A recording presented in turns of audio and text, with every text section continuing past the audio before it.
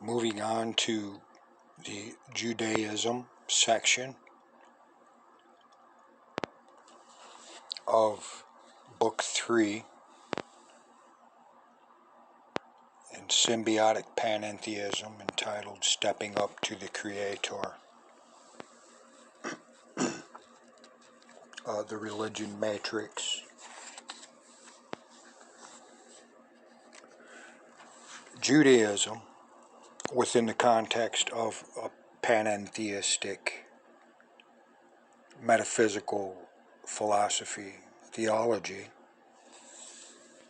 1000 BC Judaism.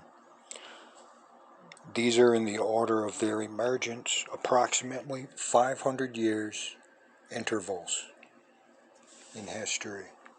So 1000 BC, we're looking at the time period that the Bible starts to be formed, whether verbal or written form. What new concept has Judaism firmly established within the West?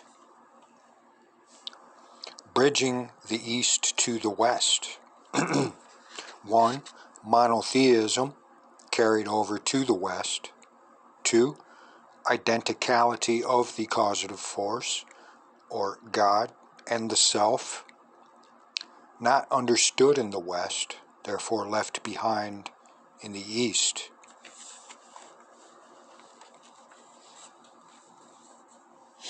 3. Eternal soul, carried over to the West. What concepts has Judaism firmly established in the West? Judaism. These are the people of the book in a unique sense, if we ask for the general philosophy and ethical beliefs of, or characteristics, this movement. The most outstanding is monotheism, a belief in the absolute and exclusive unity of God. Related to this is the belief that God has revealed himself to man, that men are responsible for their unrighteousness, that righteousness is the way to salvation, that right will triumph in the world, that it is Israel's divinely appointed task to teach the universal fatherhood of God, and that justice is measured out in a world to come. From the Dictionary of Philosophy and Religion, William L. Rees, page 365. The implication of, quote, these are the people of the book in a unique sense, unquote, the book being the Holy Bible, or the Old Testament, is very direct. So the question is, when was the book established in terms of permanency, in terms of actually putting the teachings into writing in a book form? Today it is believed by many that the teachings of Moses were written down approximately 1000 BC, and this is approximate.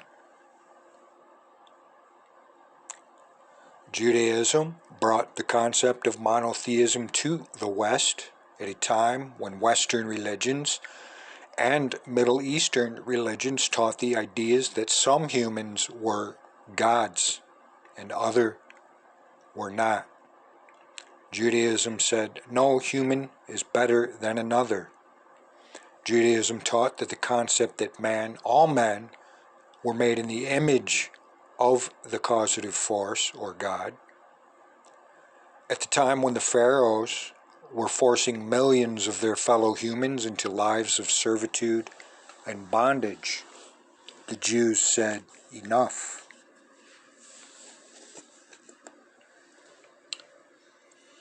At the time, Europe was toying with belief in multiple gods, or polytheism, regional gods, and small gods. The Jews were saying, let's be logical. Let's accept the idea of a big God, one that created everything from the smallest insect to the universe itself. Let's make God the causative force of all things." Unquote. The desire to step off this planet into the heavens developed in the West. The means to do so was known as technological development. This is not to say that the development of technology was good or bad. This only says that it occurred, and there is no denying that point. Without the unifying single causative force influence into Western religions, Western science, and technology may never have occurred due to the intense competition of fragmented religious development in the West. What have the concepts of Judaism taught us about the universe in which we live? Judaism brought to the West the principle of a causative force creating the universe. Thus began the Western acceptance of there being more to existence than the immensity of the universe itself. In other words, our universe was smaller than the causative force which created it.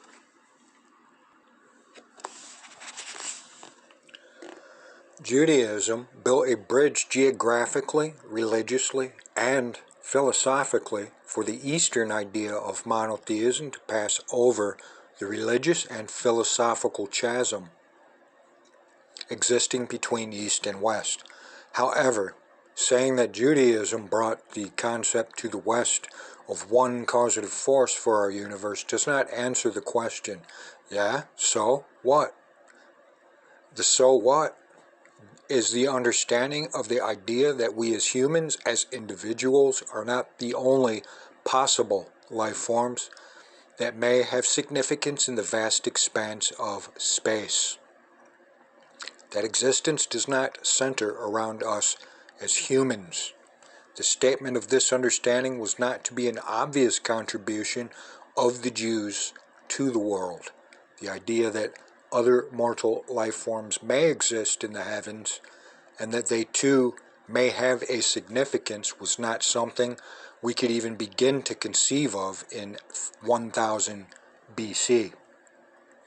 This concept of one causative force was simple, yet had an amazingly profound impact upon the direction which humankind would begin heading.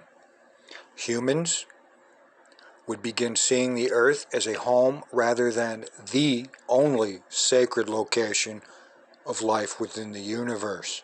Along with the expansion of the size of the causative force came the expansion of the size of the universe. This may not have been an intentional outcome of the Jewish influence upon the West, but it had a major impact upon our perceptions of the significance we had or were capable of having. The universe was growing as we humans grew. Was the universe expanding, or was just the concept of the universe expanding? Whatever the case, Judaism opened up new concepts regarding the possibilities of the very size of the universe itself. We were given new frontiers to explore without our even being aware of this happening. How do the concepts of Judaism reinforce the concept of panentheism? Judaism holds to the concept that there is one and only one causative force. Judaism is monotheistic. And what of panentheism? Panentheism simply says we are all within the causative force, or God. Is there a difference between Judaism and panentheism? Judaism is a religion, a belief in and reverence for a supernatural power. The Jewish concept of this supernatural power orients around the idea that this entity is so powerful and knowledgeable that this entity is capable of creating the universe itself. They believe this entity could create the universe, and they believe this entity did create the universe. They go on to define the causative force of the universe as their God. This belief, this reverence for a supernatural power is called a religion.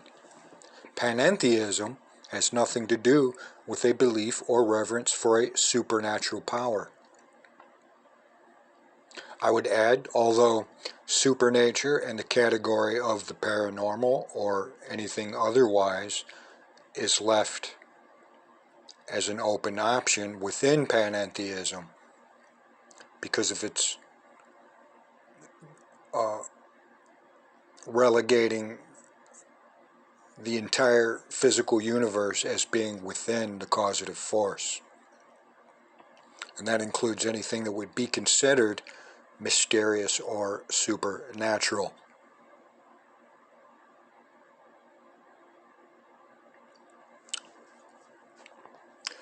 Continuing, panentheism therefore is not a religion. Panentheism simply is a statement that this causative force of religions is so big that it is everywhere in terms of the universe it created.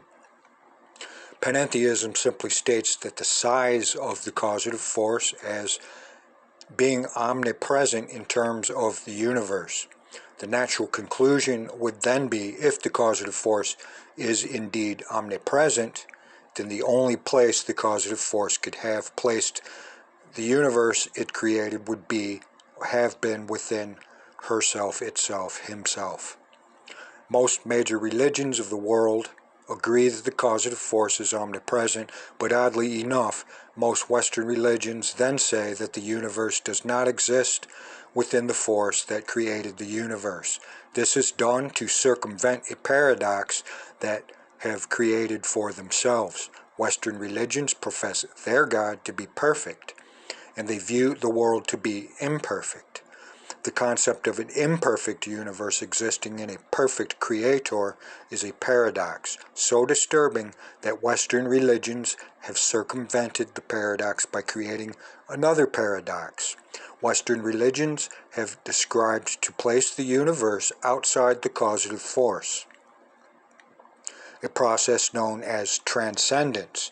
In doing so, however, they have taken us out of the arms of the causative force and placed our universe, and ourselves along with it, into the cold of a void.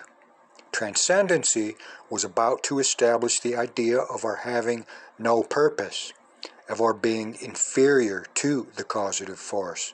We were about to establish the rationality for hierarchy systems beginning with the causative force.